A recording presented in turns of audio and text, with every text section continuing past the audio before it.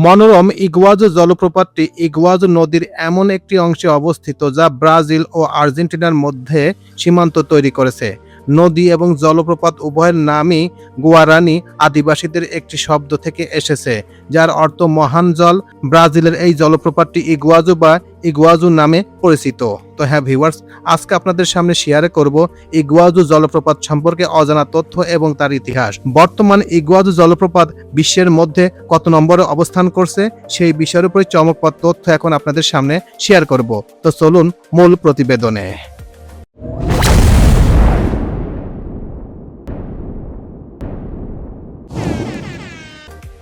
Iguazu জলপ্রপাত।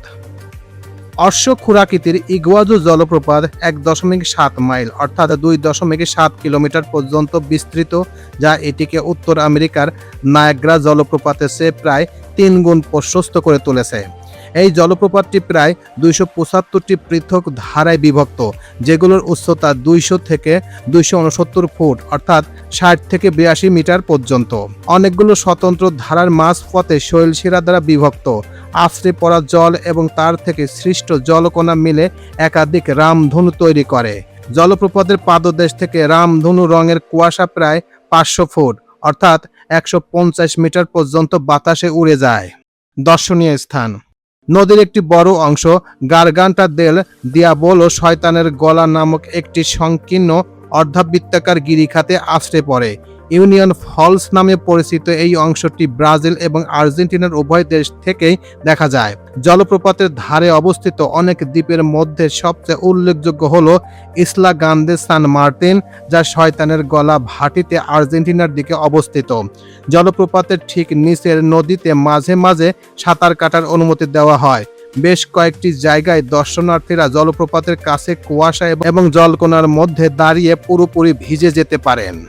উদ্ভিদ এবং প্রাণী: এই অঞ্চলে বিভিন্ন ধরনের গাছপালার পাশাপাশি জন্মায়, যেমন পাইন গাছের পাশে আর্কিক, তাল গাছের পাশে বাঁশ এবং রঙিন বেগুনিয়ার পাশে শ্যাওলা। এখানকার বন্যপ্রাণী বৈচিত্র্যময়। ইগুয়ানু একটি সাধারণ দৃশ্য। অন্যান্য প্রাণীদের মধ্যে রয়েছে ওসেল্ট, জাগুয়ার, হরিণ, ট্যাপির এবং বহু প্রজাতির পাখি। যে কোনো দিন ডেভিলস থ্রোটের কুয়াশার মেঘের মধ্যে কয়েক ডজন পাখিকে চক্রাকারে উড়তে এবং দ্রুত আসা যাওয়া করতে দেখা যায়। জলপ্রপাতের ওই অংশের পাশে খাড়া পাহাড়ের অসংখ্য পাখি বাসা বাঁধে। অনুসন্ধান: ১৫৪১ সালে আলভারো নুনেজ কাবেজো দা ভাকা প্রথম স্প্যানিশ অভিযাত্রী হিসেবে এই জলপ্রপাতটি পরিদর্শন করেন। জলপ্রপাতের চারপাশে প্রাকৃতিক সম্পদ রক্ষণের জন্য ১৯৩৪ সালে আর্জেন্টিনায় ইগুয়াজু জাতীয় উদ্যান এবং ১৯৩৯ সালে ব্রাজিলে ইগুয়াজু জাতীয় উদ্যান স্থাপন করা হয়। ১৯৮৪ সালে আর্জেন্টিনার উদ্যানটিকে জাতিসংঘ কর্তৃক বিশ্ব ঐতিহ্যবাহী স্থান হিসেবে ঘোষণা করা হয় এবং এর ২ বছর পর ব্রাজিলের উদ্যানটিও বিশ্ব ঐতিহ্যবাহী স্থানের মর্যাদা লাভ করে।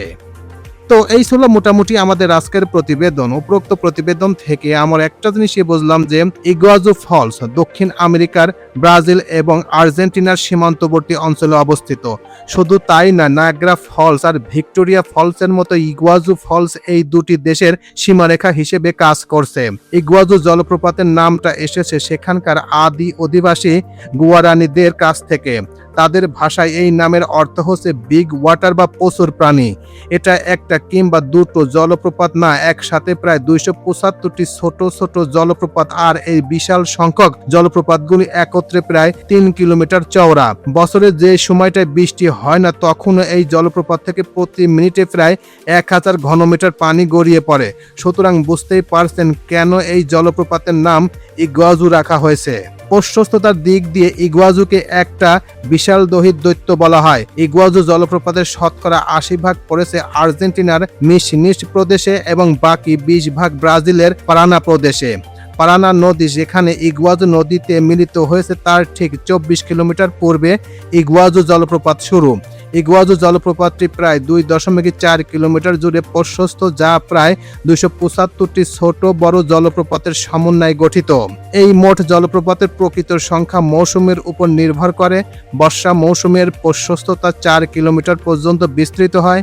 এই জলপ্রপাতগুলোর মধ্যে সবচেয়ে উঁচু এবং বড় জলপ্রপাতটিকে ডেভিলস থ্রট নামে ডাকা হয়। 80 মিটার উঁচু থেকে পতিত এই জলপ্রপাত এক ধরনের মেঘের সৃষ্টি করে, যা সত্যি রহস্যময়। উত্তর আমেরিকার নায়াগ্রা জলপ্রপাত থেকে ইগুয়াজু প্রায় 2 গুণ উঁচু। এর একমাত্র প্রতিদ্বন্দ্বী জিম্বাবুয়ে এবং জাম্বিয়ার সীমান্তে অবস্থিত ভিক্টোরিয়া জলপ্রপাত, যার উচ্চতা 108 মিটার। এছাড়া প্রাচীন উপকথার মতে একবার এক বিশাল ক্ষমতাধর দেবতা নাইপি নামের একজন সুন্দরী রমণীর প্রেমে পড়েন। দেবতা ঠিক করেন যে করেই হোক তিনি এই মেয়েকে বিয়ে করবেন, কিন্তু নাইপি নামের মেয়েটি বেঁকে বসেন, কেননা সে ভালোবাসত আরেকজনকে। তিনি এই দেবতার দেয়া প্রস্তাবে প্রত্যাখ্যান করেন। জীবন বাঁচাতে নাইপি তার প্রেমিকাকে সাথে নিয়ে ইগুয়াজু নদীতে নৌকা ভাসান। দেবতা রাগান্বিত হয়ে ইগুয়াজু নদীতে দ্বিখণ্ডিত করে ফেলেন। নাইপি সেই ঢাল বেয়ে নিচে পড়ে যেতে থাকেন। সেখান থেকে ইগুয়াজু জলপ্রপাতের সৃষ্টি। ব্রাজিল এবং আর্জেন্টিনার সীমান্তে দাঁড়িয়ে থাকা ইগুয়াজু জলপ্রপাত 1984 সালে ইউনেস্কো ওয়ার্ল্ড হেরিটেজ সাইট হিসেবে ঘোষিত হয়। 2011 সালে বিশ্বের 7ম আশ্চর্যের একটি হিসেবে নির্বাচিত হয়ে এটি এর বিশেষত্ব প্রমাণ করে। তো এই ছিল মোটামুটি আমাদের আজকের প্রতিবেদন। আমাদের এই প্রতিবেদন আপনাদের কাছে কেমন লাগলো? যদি ভালো লেগে থাকে তাহলে অবশ্যই লাইক, কমেন্ট, শেয়ার করবেন। আর যারা এখন পর্যন্ত এই চ্যানেলটি সাবস্ক্রাইব করেন নাই তারা অবশ্যই এই চ্যানেলটি সাবস্ক্রাইব করবেন। তো সবাইকে ধন্যবাদ জানিয়ে এখানেই শেষ করছি। আল্লাহ হাফেজ।